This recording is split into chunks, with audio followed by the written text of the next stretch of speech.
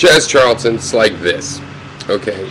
The basic point is that we have to face a solipsistic argument. Certain things we have to address in epistemology, the solipsistic argument that you only have subjective experiences for yourself.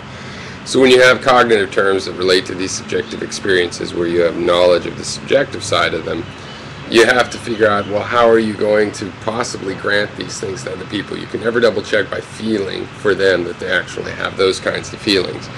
But you do it with the behavior. They act just like you do when you're conscious of something. So you extend that to them through the behavior. Also through the similarities. You know, originally morphological similarities, but now genetic similarities. We have reason to believe that, yeah, they really can feel pain because I'm feeling pain through a mechanism that they share. Okay. And we're looking at their behavior, similarities to our behavior. And we're looking at their behavior to match the criteria, the abstract criteria we've come up with for these things.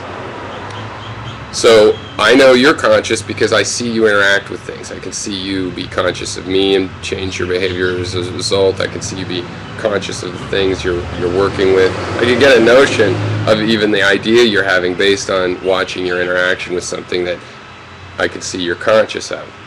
So when plants track the sun, that's the same behavior. That's the same behavior as, you know, a human being tracking an object. It's slower, but it's not different in kind.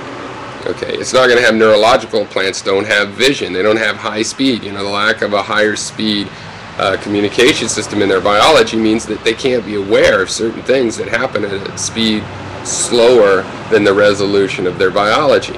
No doubt. Just as if, you know, someone was really, you know, like that Star Trek where people were just living at a faster speed, you wouldn't even see them. They're blurring around so quick. Okay. So that's a difference of time, and there's certain qualities that are going to be different, and there's certain resolution and scale.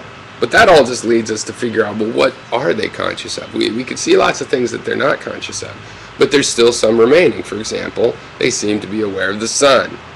Okay. And they aren't aware of it as an object in the sky or anything like that. They're just aware of it as heat. It's a heat. It's a directional heat to them. That's what they seem to react to.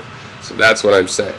So you might have just a moral indignation, like, but we know plants don't have that. We've always said that. Yeah, well, so what? People said that about mammals. Who cares what people have always said? You need to follow a logical reasoning for what you are going to say. At least that's what I believe.